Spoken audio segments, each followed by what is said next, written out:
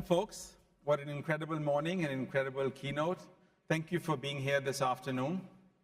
So let me start by a quick anecdote. About 2 years ago, I was talking to a CEO, a client of ours, and he was asking us about agents in general. And he mentioned that they had 47 different pilots in place. And I asked him, how many of them are in production? And he said, define production. That's when I knew he had a problem.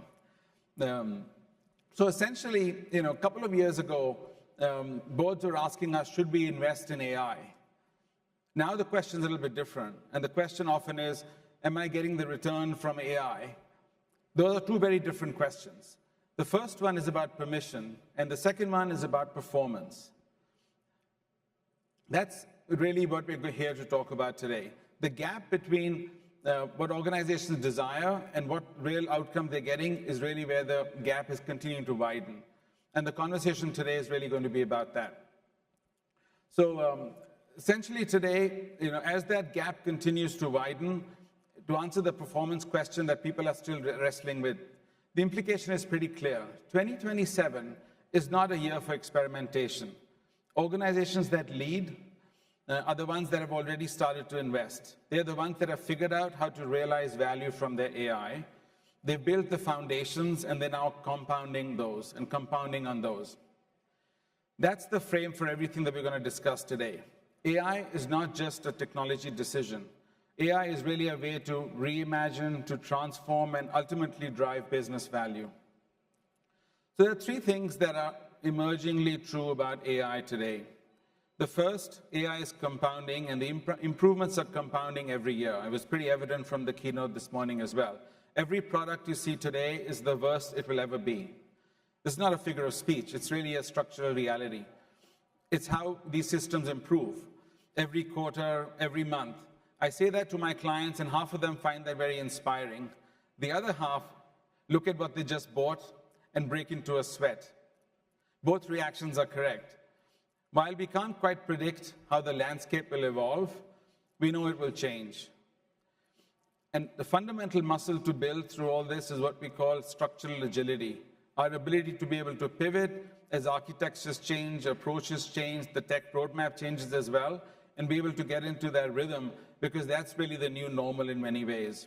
And I know much has been said about this, but it truly is true. And we're going to talk about how we can really drive that into the guts of our organizations. Second, the foundations determine really how much value you can get from your AI investments.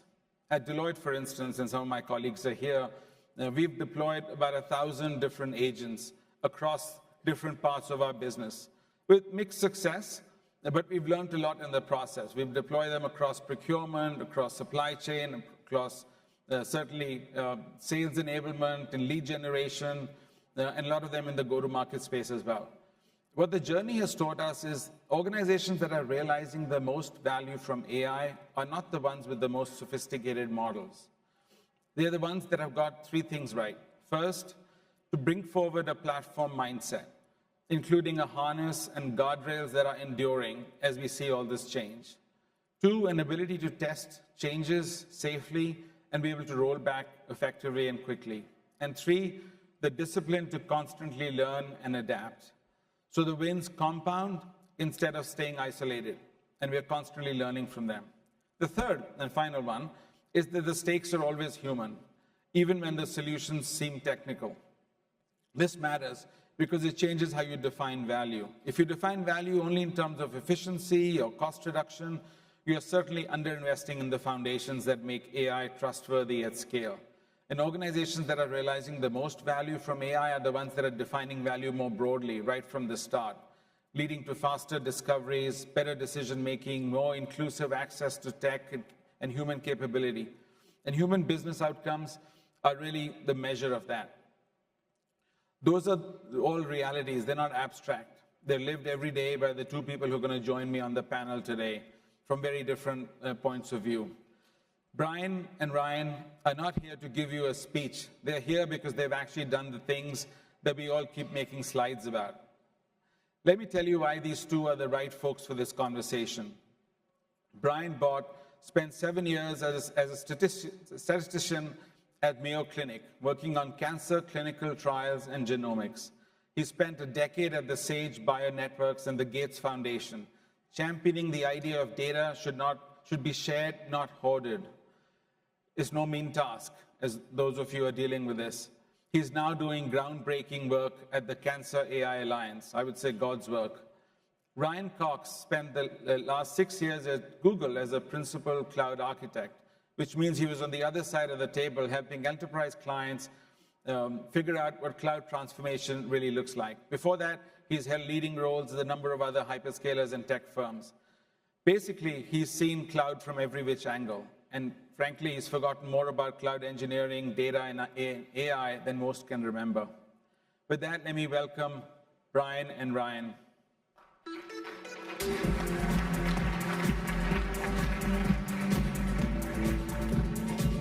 you.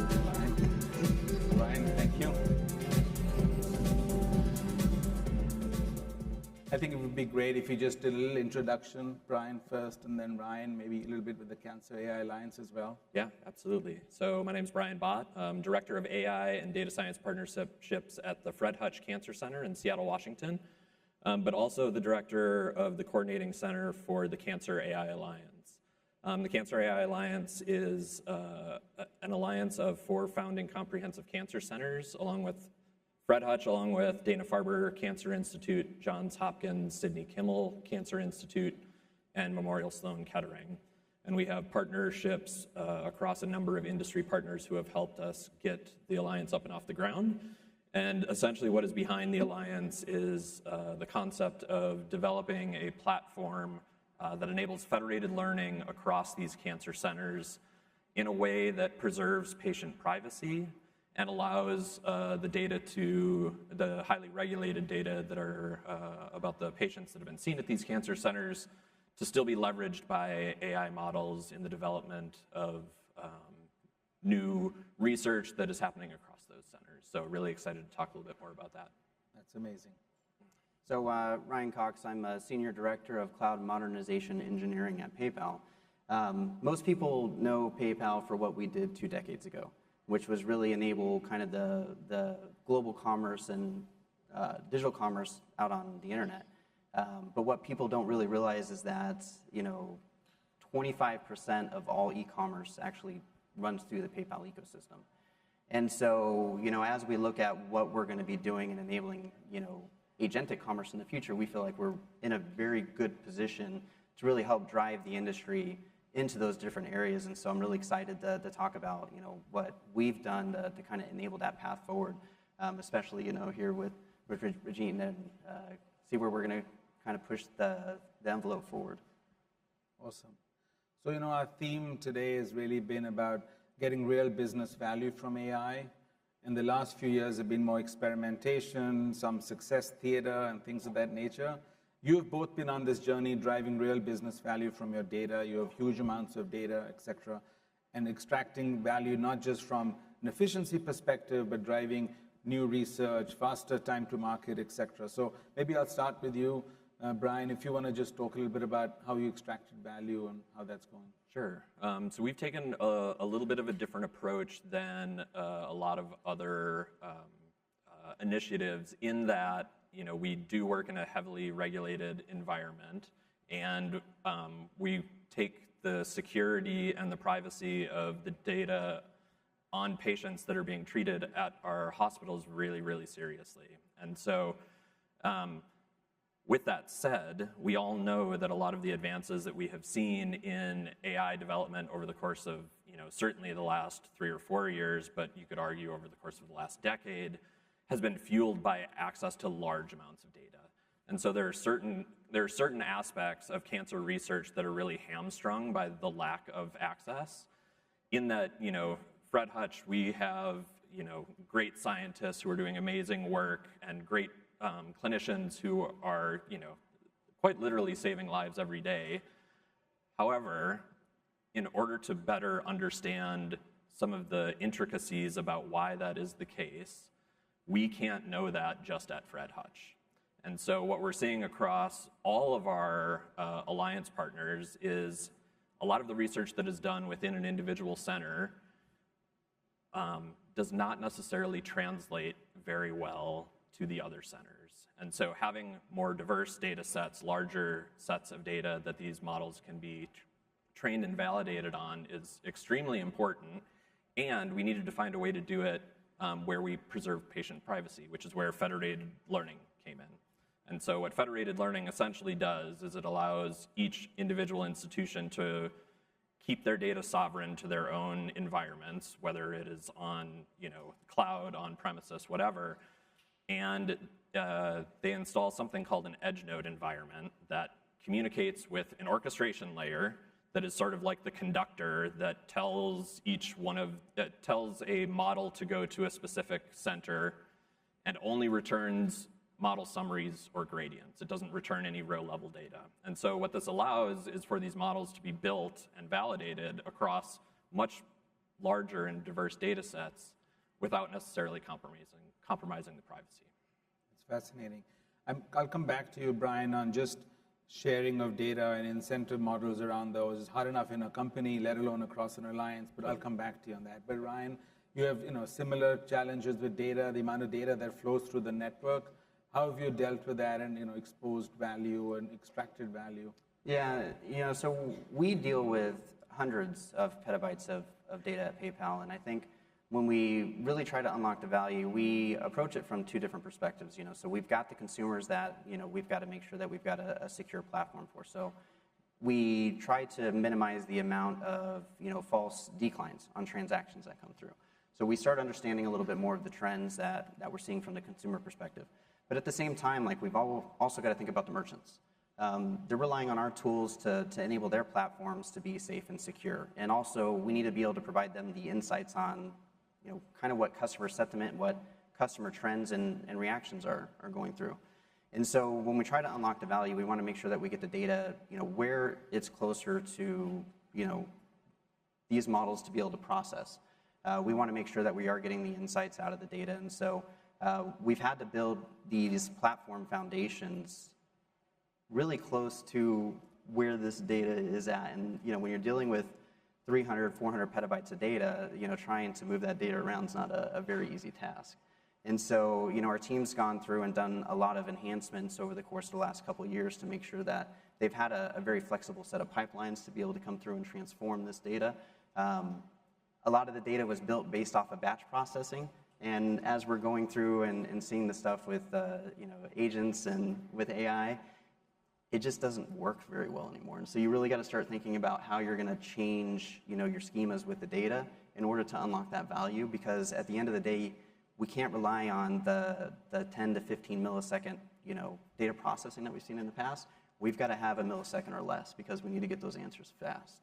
And so that's really been the big thing that we've been pushing forward, especially around risk and compliance.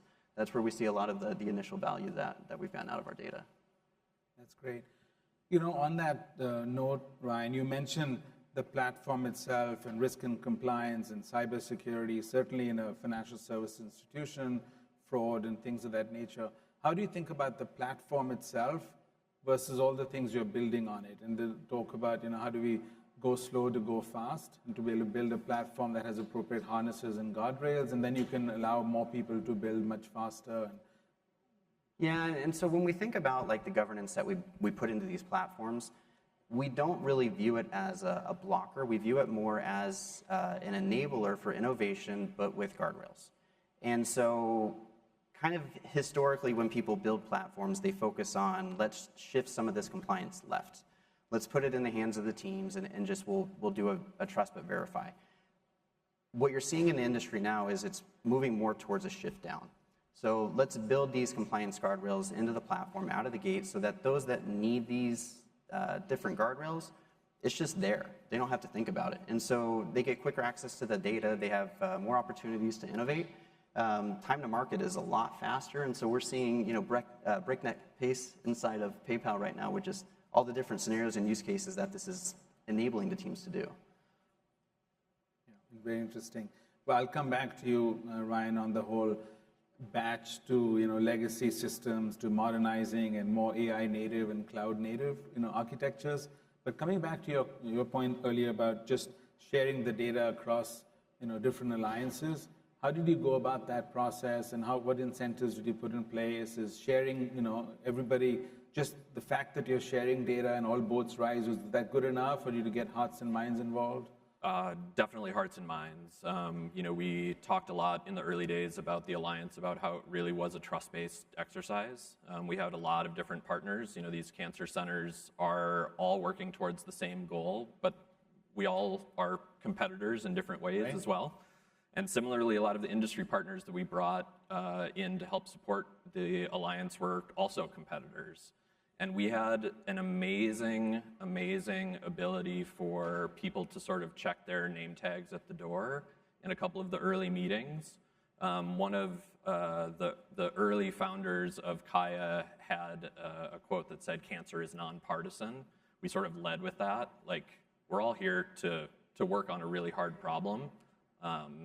The business value will come, the insights will come, but let's understand that we're coming here as an alliance to try and achieve a very lofty goal. And so a lot of especially the early work that was done was human as well as technological. And that required buy-in from leadership all the way up to the C-suite, from pretty much all of the partners, in order to make that happen, because the incentives aren't always perfectly aligned. I think we've done a decent job of trying to understand that and to try and align incentives. But as an alliance grows, that becomes difficult. And so it's not a fix it once and you have it solved. It really is a process to keep that going. So even early successes aren't good enough. You got to continue to keep driving value and having people lean in. Absolutely, absolutely. And as we're starting to look at expanding beyond the initial 4 cancer centers, that's going to become even more important, as you bring more people into the fold. So it's both exciting and something that we have to conscientiously continue to work on. I'll come back to you maybe a little bit later, Brian, just on agents and how you think about what's ahead in your roadmap, and sort of empowering and weaponizing more people that are not technologists but business users. Yep. But maybe coming back to you, Ryan, just on the whole modernization, the legacy infrastructure, moving off of core systems, etc. What's that journey been like? That's always a very daunting experience, particularly for large enterprises in regulated industries. Yes, it is quite a daunting experience, and it's one that PayPal, we've been thinking about doing for quite some time. And I think what really gave us the jolt is 2 years ago, the tech world was kind of flipped upside down with the introduction of all the AI that's happening, and the way that our systems were built, they were made for humans. And you can't do that in the AI world. And so when we took a look at what we wanted to become and where we wanted to go, we realized that we had to modernize our entire tech stack. At the end of the day, we had to change the way that we looked at our data. We had to change the schemas. We went from a very relational data, and we're putting it more into full single data models now to make it easier for AI to consume. But on top of that, we've got to have even our physical infrastructure more distributed and available closer to the end user, so we can get those decisions made faster. And so we've actually been partnering with Deloitte and Google on this journey to get to this next phase. And so we're seeing a lot of breakneck pace kind of innovation because of what we've had to do with that. But it's mostly just because AI needs different things. The way that we operated before just is not going to work. It's not going to scale into the future. And so it's been a fun challenge. I wasn't gray when I started at PayPal, but I'm quite gray 16 months later. It's just one of those things that happens. So it's suiting you. Yeah.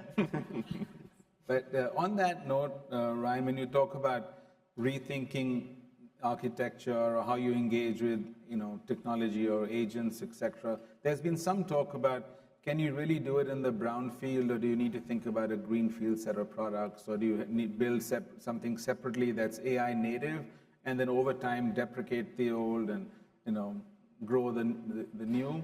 Has that ever topic come up as you talked about legacy systems? Yeah, and that is something that we actually deal with on a daily. So at the end of the day, we have to continue to innovate. We're in a very competitive space, and so we can't stop releasing new products and new features. And so we've got kind of this hybrid approach with this. Like we've got to be able to support the existing world while building out the new world. So that involves a lot of collaboration across the enterprise. And so when we look at, our entire ecosystem, we've got areas around risk, we've got areas around payments, we've got checkout, and all of us have to work together in order to be able to accomplish the goal. And so there is some brownfield stuff that we do with the different teams as far as like, hey, we might need, a spanner database, for example. But we're also going to be talking in our Oracle environment at the same time. And so trying to bridge those two areas has been probably one of the biggest challenges that we've had, because at the end of the day, you've got to coexist on both sides. Absolutely. So coming back to agents and, sort of how do you think about the next, few quarters, et cetera? There's a lot of talk about agents and human in the loop, but at this pace and at machine speed, it's tough for any human to stay in the loop. So, I don't know if that's come up or how you're thinking about some of that. Yeah, I'll start with something that's a little bit different and then come back to that, which is one of the foundational tenets of what we're trying to do with the Cancer AI Alliance, or Kaya, so I can stop saying that long set of words, is that we're trying to build a platform that can be leveraged by many different researchers across many different institutions to answer many different types of questions, which is very different from how biomedical research tends to be funded. So if you go out and you get a federal grant, it is specific to answering one very specific question, gathering data about that and answering that question, as opposed to laying some of the foundational infrastructure that enables many of those projects to happen. So I think it's important for that to be sort of level setting. And now when you start thinking about agentic systems interacting with that, once you develop the platform and to Ryan's point, some of the guardrails that are necessary for things to happen at scale on those platforms, then you can start thinking about integrating whether, right now we're talking about agents. In 6 to 9 months, there will probably be some other new, innovation that we're talking about at, next year's event that isn't agentic, but it's something else. Right. And so the concept is like, let's build this platform that enables data to be more liquid in a sense, or at least for the models to be run across the data across the network. And then as new innovations happen, we can layer that onto the platform as they come to market. Yeah, I mean, that's really profound, because that's what we talk about, structural agility, to be able to reflect all this change, because it is going to change. Mm-hmm. So anything you'd add to that, Ryan, as you're thinking about your agentic architecture and So there is so much untapped potential, with agents. When we think about it, everyone always immediately goes to, oh, we're doing chatbots. How can we query, our infrastructure, our data, and start getting insights about that? But as we move forward, you take a look at where your engineering teams are spending a lot of their time, and it could be something as simple as, updating a schema. It could be something, as simple as updating certificates. There's an agent for that. And so when we start thinking about how we're leveraging AI inside of our ecosystem, we're starting to think outside of the box, looking at how we can not only, unlock value for our customers, but unlock value for our engineering teams as well. At the end of the day, we need those resources to be focusing on getting us to, agentic commerce, pushing us to, what that next technology advancement is going to be inside of the payments industry. And agentic AI is kind of that linchpin for us to get to that next level. We talked about this a little bit yesterday, but you guys have done a lot of work around, enabling the business to team with the technology teams differently, getting to a more product platform mindset, having them be integral to the development of a new product or a solution. Can you talk a little bit about that, which is part of the operating model change to enable sort of a more agentic construct? I think the biggest challenge is, you hear a lot of people talk about the technology. You can throw technology at people, and that doesn't mean it's going to make any difference.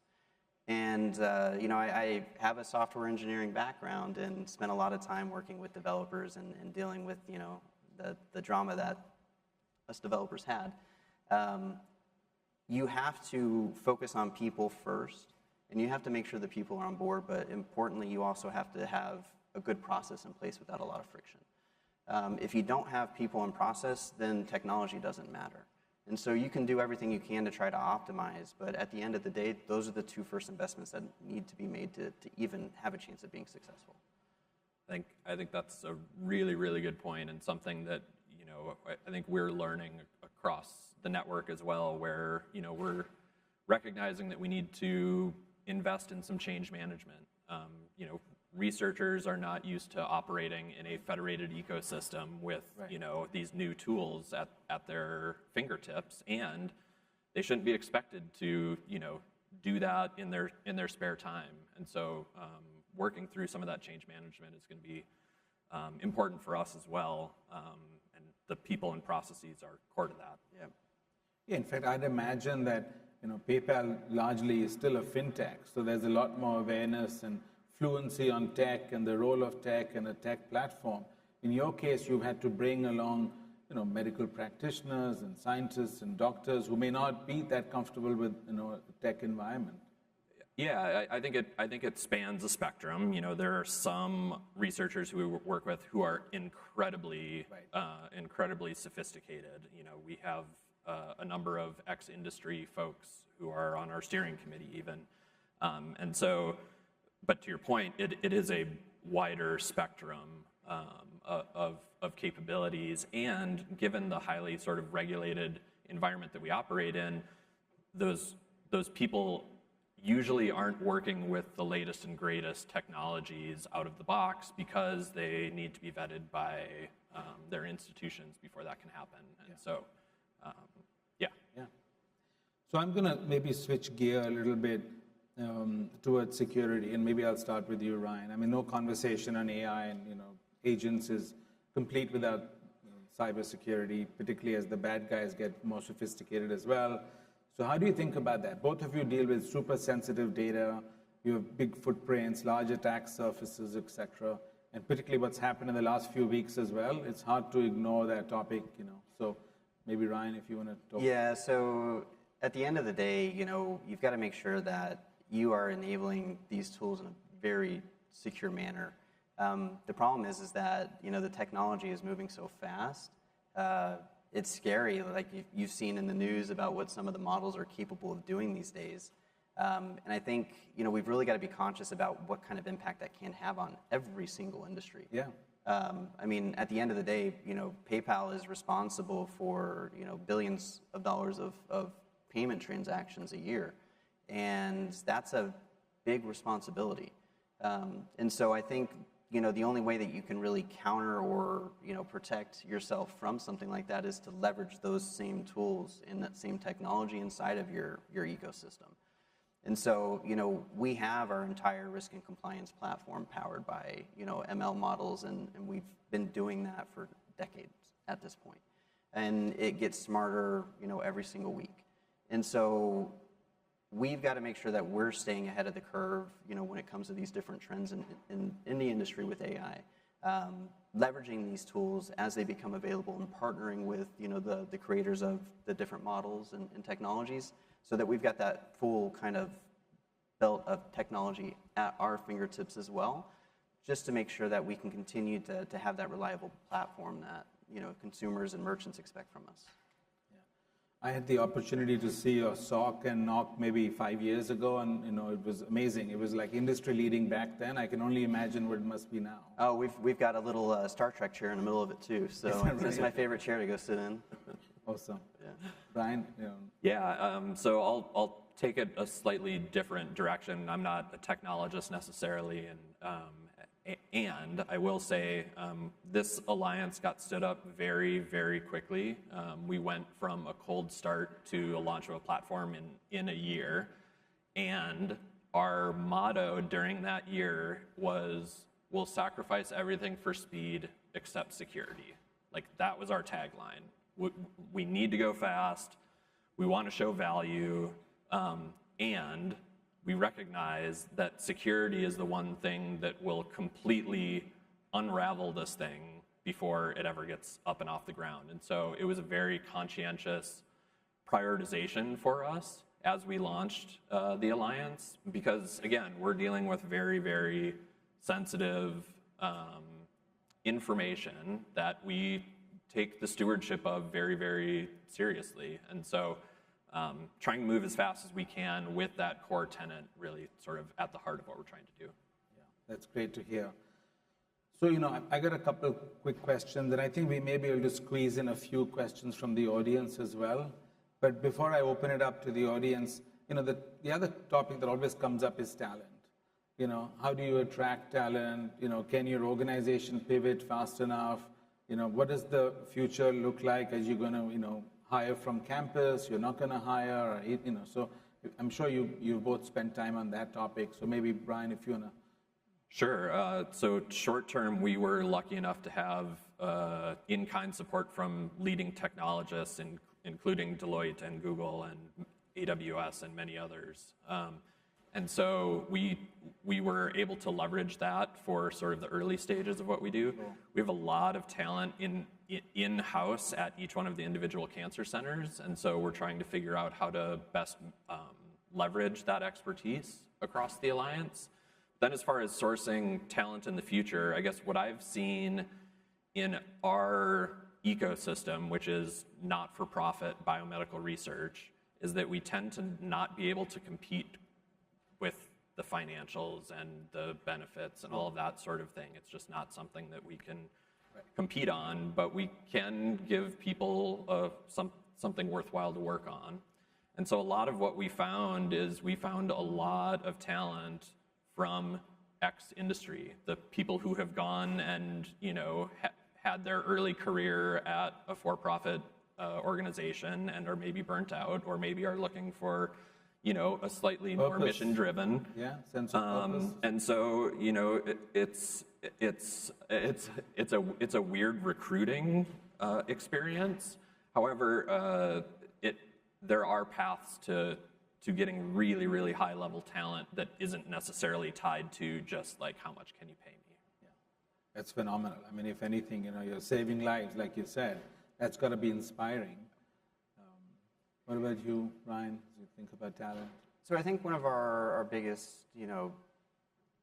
plays that we use to try to attract talent is, PayPal was grown out of Silicon Valley, kind of in that heyday of everything that's going on. And so the ecosystem within PayPal it's very unique. It's not like anything I'd ever seen before coming into a company.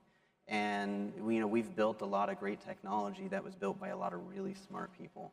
And people really gravitate to that fact, that they get to work on something that you might not see somewhere else. At the same time, that does add a lot of load to your daily work. And so, we're learning to get this new balance of like, look, we want to enable you to use a lot of the latest and greatest technology. There's an agent for everything these days, and so everyone wants to work on some great AI project. We've got a lot of different AI projects going on, and especially grads coming out of school, they're a lot different than when a lot of us were coming out. Like, we had to know how to do algorithms, and now you can go to AI and have it do it for you. So you're looking for a lot different kind of skill sets. You kind of want them to be more of that forward thinking, like how can they contribute to the company? And I really like giving them the opportunity to do that. I'm not a hierarchical kind of person. I like people to bring their ideas to us, and we've got one gentleman that we hired right out of college that's working on our container platform, built an entire merchant cybersecurity like defense ecosystem over a weekend, and then we let him pitch it to our CISO, and now it's being productionalized and brought out within our company. And I think that's not something that you see a lot in the industry, is those opportunities for new grads to come out and contribute to a company. And so we really push that forward and try to drive that within our culture.